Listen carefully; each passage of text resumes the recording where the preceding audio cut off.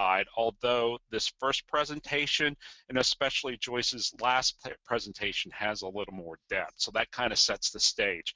So there are PDFs, as Brian Krug said, that you can download, that the slide masters that you can use also to follow along. In addition, on Wednesday morning, we sent out an e-GRO alert or an e-GRO research update, and it's on the e-GRO.org website.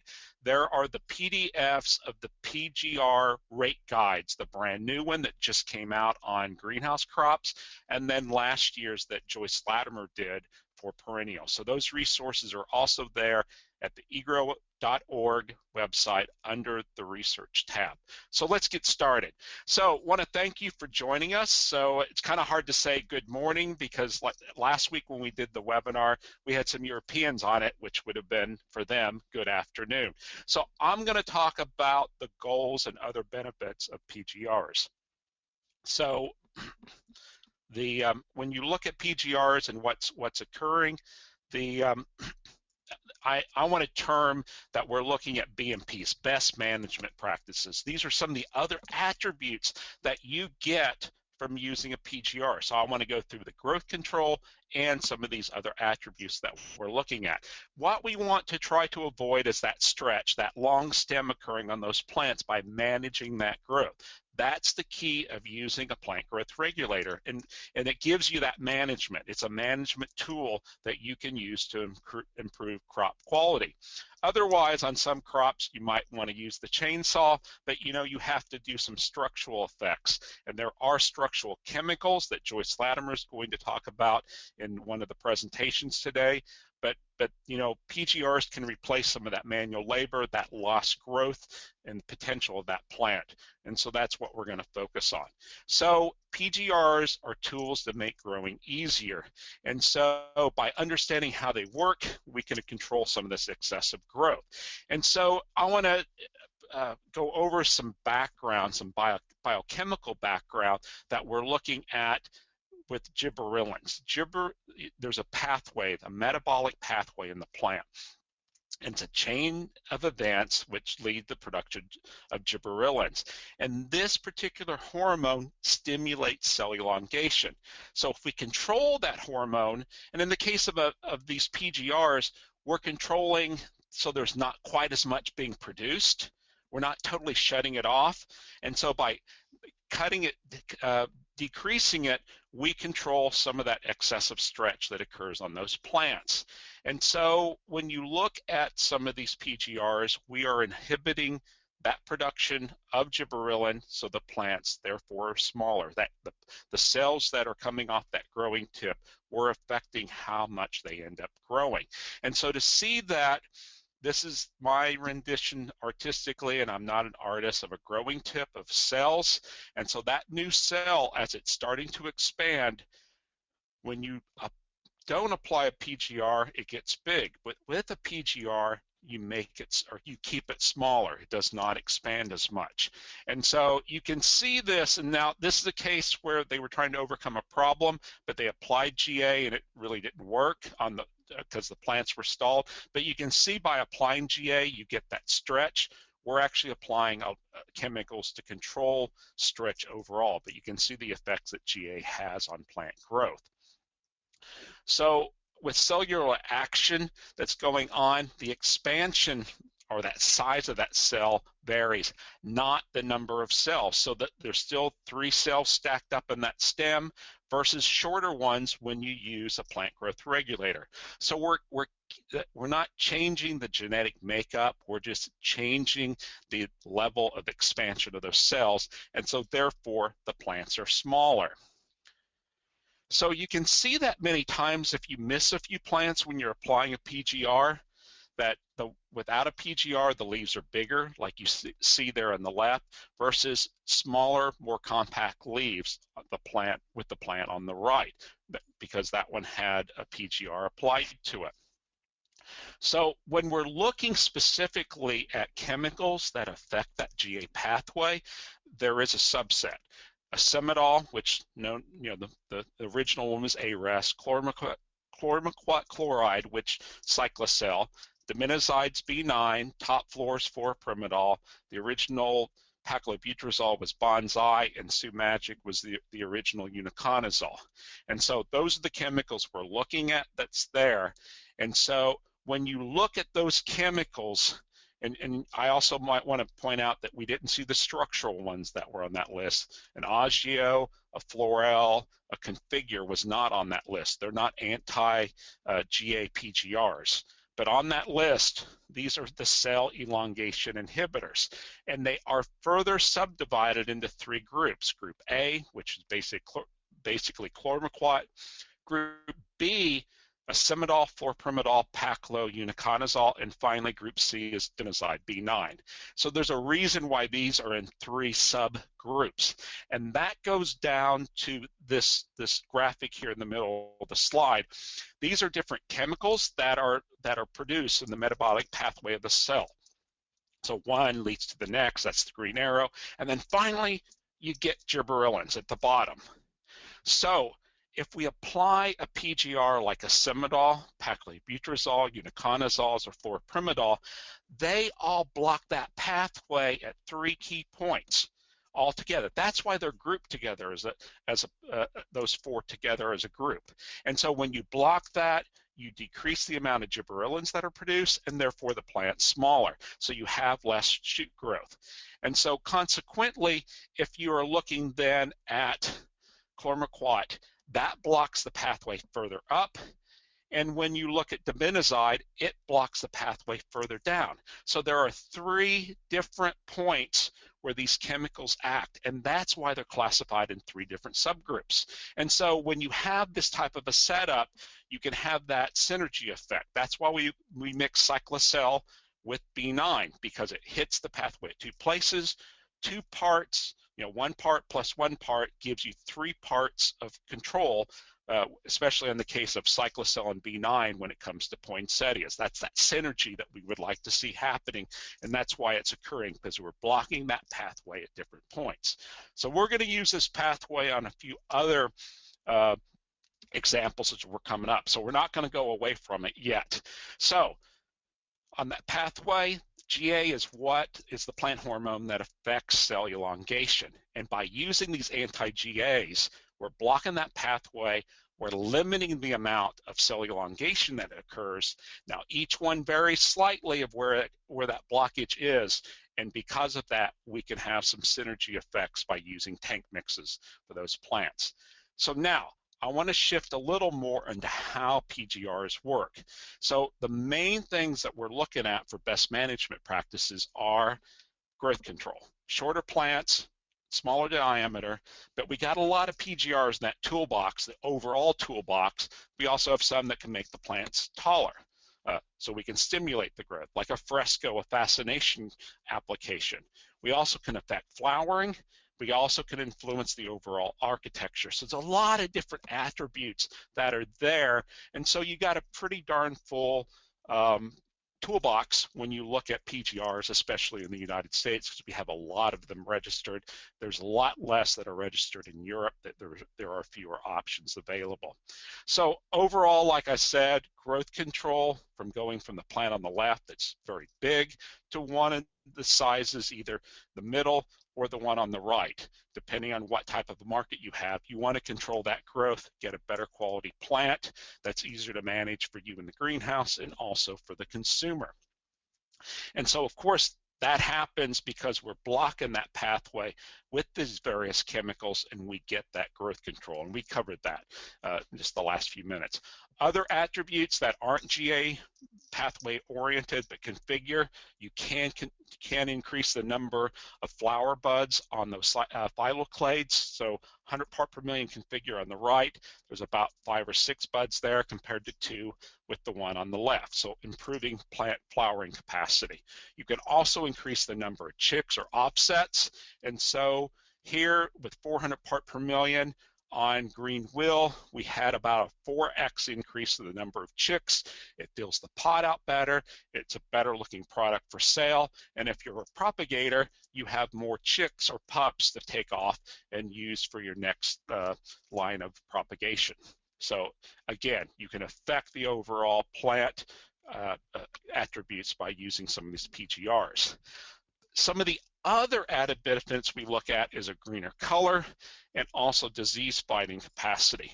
So have you ever noticed when you apply a PGR, especially maybe if you missed one and on the bench and that one's a lighter green like the plant on the left versus a darker green like the plant on the right, you get an improvement of leaf quality. Basically, there's an upbeat of chlorophyll that's being produced with that plant. You also, this especially applies to the acimidols, fluoropyrimidol, and paclobutrazol, but it does not apply to uniconazole because of where the chemicals are their class. There is some disease-fighting potential there. It's not a huge amount, but there is some there to overcome some disease pressure. So you can see powdery mildew developing on the plant on the left. And this was a drench application with the plant on the right. It wasn't a foliar spray. So there is a little capacity there, but it certainly doesn't replace overall fungicide applications. But the reason for that is that there's the pathway in the middle. We blocked it with that big box, brown box in the middle, but it's like a beaver dam going on a stream. You don't stop the water flowing in the creek, you divert it. Well, a diversion is an uptick in chlorophyll, which is the darker green coloration. That's why it's darker green. And another diversion is that for some of the building blocks that are needed for fungi are blocked. So you have some increased disease fighting capacity occurring. So that's what's happening all with the GA pathway. Now, the last few years, we had a visiting professor from Pakistan, Dr. Ahmad. He was working with John Dole, and so we got together and decided to look at some other attributes of PGRs. We wanted to look at water use efficiency, post-harvest life, and nutrient utilization. So I want to share with you some of the results of those experiments that we've done over the last few years. So the first question we had is, do PGRs improve water use efficiency? There's indication in the literature that yes, it does. Some of the old studies were on non-floriculture crops and at extremely high levels. So we wanted to see at the levels we use, do we see the effects? So the reason this is happening is when you block that pathway in the middle, you have an uptick of abscisic acid. And that helps regulate cell opening and closures, which affects water loss. In addition, there is a blockage of the breakdown of that built up abscisic acid occurring. So you get what you get uptick to produce, it sticks around.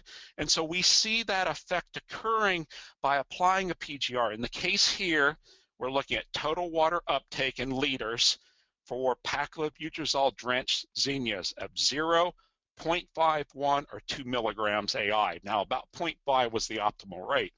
So what we saw with that optimal rate was about 30% decrease in water use. So you're getting better water use efficiency of those plants. And furthermore, as a general rule, this, it's a little taller of a plant. The top line is height. The blue line is water use change. So if we saw a plant that had 30% less height, you usually are going to get slightly more, like 32% improvement in water use efficiency. So you can kind of use it as the same general rule that's going on for most bigger plants. So you already know that you're getting a 20% less growth on your plant X in your greenhouse. You can pretty well bank you're using 20% water also to produce that plant. So I basically said that we saw decrease in water use, and that percentages basically are about the same, water use reduction equaling the amount of growth control that's there. So we did in fact see that PGRs as an added benefit do improve water use efficiency. We also saw that when you take those plants in the landscape, because it's using less water, they don't wilt as quickly, so therefore you don't have the drought stress. So those plants for the consumer, and we're talking optimal rates here, that those plants will establish better in the landscape. So because of the blockage of that gibberellin, we had an uptick of abscisic acid there to the right, and then we have tougher plants that are being produced. So we see an improvement in quality. So we also had the question, do PGRs improve shipping shelf life? So we applied Piccolo 10X and Magellan Zinnias as a regular spray during production. Then we brought the plants into the, they were ready to ship and did a post-harvest simulated shipping study. So the initial data, as we increased the pack load from 0 to 2 milligrams, what did we see? The plants got shorter or were shorter. The plant diameters were less. So that's the normal growth control you'd see with a PGR. You'd expect that. We also saw that when after those plants went through that simulated shipping, you saw less stress or stretch. It was 5.8 centimeters for the untreated control versus half that amount for the 0.5. So the plant did not stretch in that post-harvest shipping, the box or the shipping truck. You also saw that leaf color retention was better. There was a slight fading with the untreated control. The other ones had a better coloration. And in addition, the days until the first wilt, or then we rehydrated and wilted again, for either of them, you had more days on that shelf before that plant wilted. So you're not going to have them dry down and die as quickly. So there's an improvement of quality that's there. We also looked at ethylene. The question was, well, does a PGR overcome some ethylene effects? So the back row got ethylene treatment, the front an exposure, and the front row did not. As you can see, it did not offset the negative effects of ethylene. But when we looked at things because of that simulated shipping, we did have darker green color of those plants, and there was a slightly better retention of those flowers on those plants that went through shipping. So if you have ethylene exposure, this is not going to solve the problem, but offset that problem, but it's going to help keep those plants in good shape. And again, these PGRs were applied normally early on in the production cycle. These are residual effects that have continued once we started entering shipping. So the PGR was not applied right before the plants were shipped. So then the other question we have is, do PGRs improve nutrient use efficiency? Now, we did a side study and we compared the nutrient levels in an untreated plant versus some plants that had a bonsai drench. And the drench rate was a little high, and so we would have used a little slightly lower, but we have some values that were there. And so when you look at nutrient levels for nitrogen, phosphorus, and potassium, the second column is the untreated control. You can see the values compared to if the bonsai drench was used. And we see an increase of all those elements in that tissue along with the plant being smaller, the dry weight being smaller. So we see a greater incorporation of those elements in those plants. So we think, we're not all the way certain yet because we haven't got the data finished, that we're looking at that by using the PGR, you're basically improving your nutrient use efficiency by 23 to 33%. We still got to look at the data, but that's what it appears. And so you are getting better utilization of those nutrients. So you have an improvement of nutrient use with the use of a PGR. So there's a lot of additional benefits that we've talked about, and these benefits, besides the growth control, help on water use, post-harvest handling, establishment in the landscape, and so there's other benefits that go beyond just having that plant being smaller. And so those are why I've been on this role for a while of saying, plant growth regulators are best management practices, and this data supports this, that we see an improvement in overall plant quality. So with that, I'll open it up for questions. Okay, Brian. The first question is about Florel. Refers to Florel. Do any other PGRs besides Florel negatively impact rooting of annual unrooted cuttings?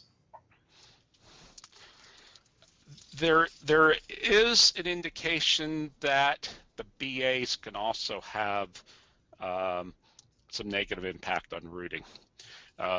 There's been some trials looking at applying Configure. That's a BANGA, and at higher rates, you can also inhibit rooting with that chemical. Now, of the other PGRs that are there, and the next presentation I'm going to go on a little more on use of particular ones, but overdose rates of any of those PGRs are going to slow down root development on those plants, so it's too high of a rate. So that's why it's recommended to use some of the softer chemicals so you can avoid some of that overdose. Okay, so a question about does day length, a few different questions about other parameters that might affect PGR use. Does day length affect the quality of PGR use? So I see the question that's there. Day length, PGR. I'm going to hold off on the answer to that question, and the reason is Joyce Latimer is going to cover many of these factors in the last segment of today, and so that can come back. Come back, and if it's not fully answered, but Joyce is going to cover that. Okay. Same with temperature and of the soil and leaf temperature.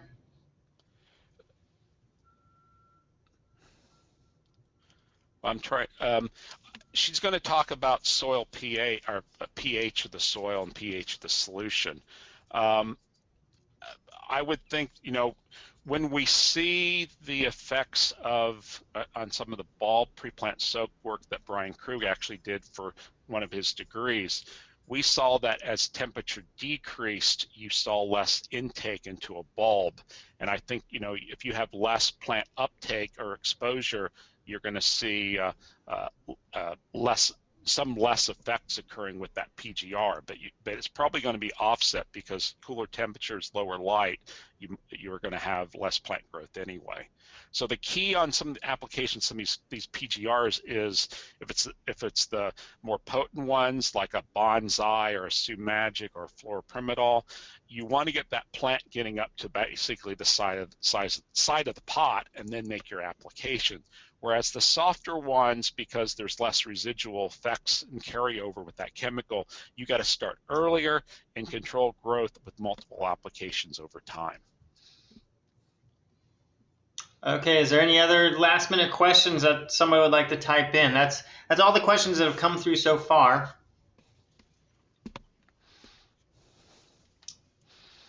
All right, well, we'll take a quick break from now until about 11:30 Eastern time. So you guys have about 5 minutes to take a quick break, and we'll come back here just before 11:30 for our next topic that Brian Whipker again from NC State will be presenting on how anti-GA PGRs work. Thank you, Brian. Thanks.